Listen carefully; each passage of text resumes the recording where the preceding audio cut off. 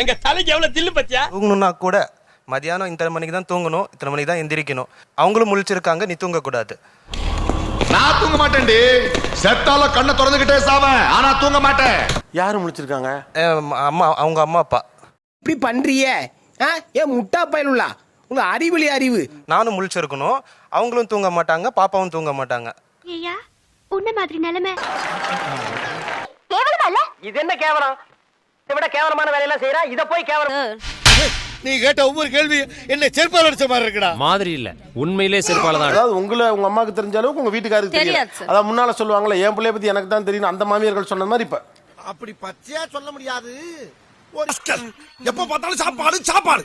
இனிமேல் சாப்பாடை பத்தி பத்தினா வாய் இருக்காது. எனக்கு அந்த நேரத்துல அம்மா சொல்றாங்க, எங்கம்மா நான் அவர் வர சொல்லுமா அப்படிங்கிற. அவர் பிரியாணி சாப்பிட போயிருக்காருடா. நீ மாமியாரா இருக்கிற வரைக்கும் நான் சாமியாரா போக வேண்டியதான். உருத்தல பொறம்போக்கு அப்படின்னு உங்க மனசாட்சி உங்களை பார்த்து கேள்வி கேட்காத மிஸ்டர் பாட்சாரதி.